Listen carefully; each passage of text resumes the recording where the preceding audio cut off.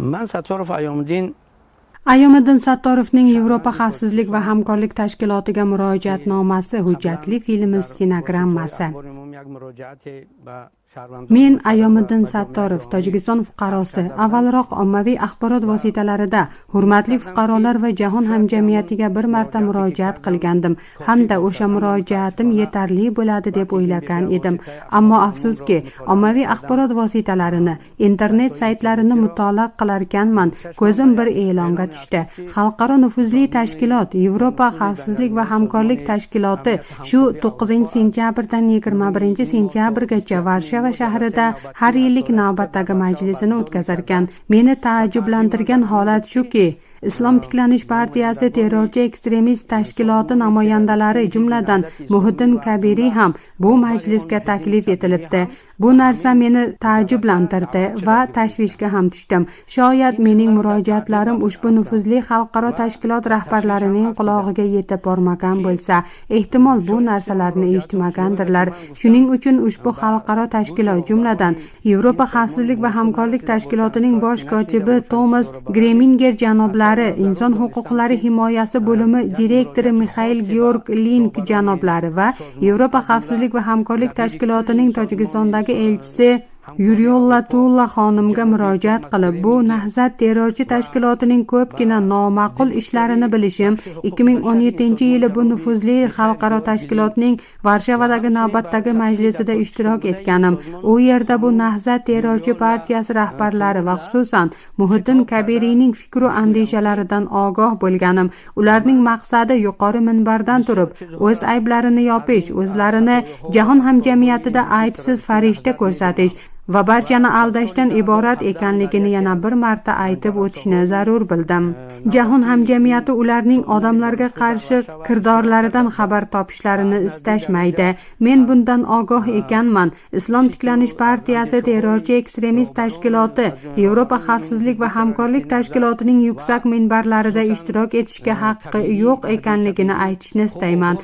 Agar bordi-yu bu nufuzli tashkilot bu narsalarni mendan eshitishni zarur deb bilsa va istasa, mayli, Varshavaga meni taklif qilsin, chunki ushbu terrorchi tashkilot yuksak xalqaro minbardan turib chiqish qilish huquqiga ega emas, chunki ularning o'zlari badkirdor va jinoyatchi bo'lishib, o'sha yuqori minbardan ular, jumladan uning rahbari Muhiddin Kabiriy, o'sha yuqori minbardan o'zlarini begunoh farishta qilib ko'rsatishni va jahon hamjamiyatini aldashni istashadi.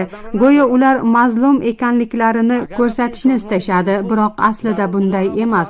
Butun umrim davomida ular bilan birga edim. Jumladan 2017-yili ushbu tashkilotning majlisida qatnashgan edim. Ularning xususiy majlislarida ham ishtirok etganman. Ushbu Nahzat terrorchi tashkiloti va xususan uning rahbari Muhiddin Kabiriyning maqsadlaridan yaxshi ogohman. Bu tashkilot ushbu gaplardan shubhalansa, men shaxsan borib, o'sha yuqori minbardan ularning ko'zlariga qarab turib, ayblarini butun jahonga tanishtiraman. Men Ayyomiddin Sattorov mamlakat xavfsizligi va millatim uchun Varshavadagi o'sha xalqaro tashkilotda ishtirok etib, xalq nazari oldida ushbu gaplarni o'z og'zim bilan aytishga tayyorman.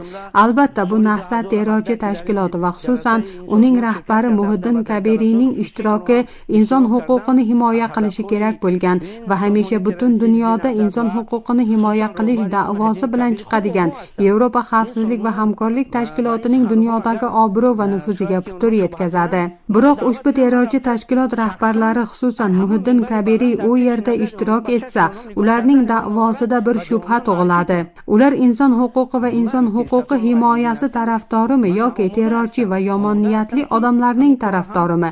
Nahzat terrorchi tashkiloti, xususan Kabiriyning asosiy maqsadi Tojikistonning 9 million nafarlik jamiyatini notinch qilish hamda Tojikistonni Suriya va bugun u yerda minglab va millionlab begunoh odamlar qoni to'kilayotgan boshqa mamlakatlarga aylantirishdan iborat. Ularning boshqa maqsadlari yo'q. Shuni ham yana xorijliklar qo'li, Eron va insoniyatga qarshi kurash olib boruvchi va terrorchilarni qo'llab-quvvatlovchi boshqa davlatlar qo'li bilan qilishni istashadi. Barchaga ma'lumki, rahbari Muhiddin Kabiriy bo'lgan bu islomiy Nahzat terrorchi tashkilotining homiysi Eron Islom Respublikasi bo'lib, o'z mablag'lari, pullari bilan bu terrorchi tashkilotni qo'llab qo'llab-quvvatlaydi va buni butun dunyo e'tirof etadi. Men ham u yerda bo'lganim, eshitganim va ishtirok etganimdan, o'z ko'zlarim bilan ko'rganimdan buni bilaman. Yana bir marta Tomas Greminger janoblari, Mixail Georglink janoblari va Yuriola Joanna Tuulaga murojaat qilaman. Bu majlis o'tkazilgunga qadar Islomiy Nahsat terrorchi tashkiloti namoyandalari va xususan rahbarining bu yuqori minbarda ishtirok etishlariga yo'l qo'yishmasin.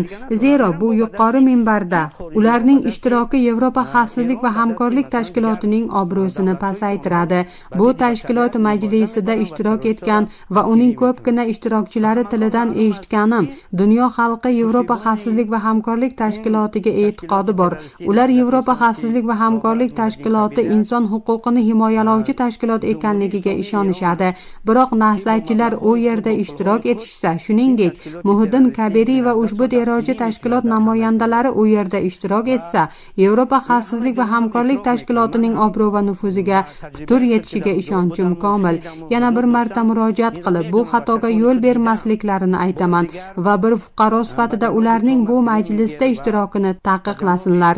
Men avvalroq chiqishlarimda bu terrorchi tashkilot, jumladan uning rahbari Muhiddin Kabiriyning ba'zi jinoyatlarini oshkor qilganimda, agar ular haqiqatan ham gunohsiz bo'lganlarida, nima uchun men kabi ommaviy axborot vositalarida menga javob berishmadi va o'zlarini himoya qilishmadi?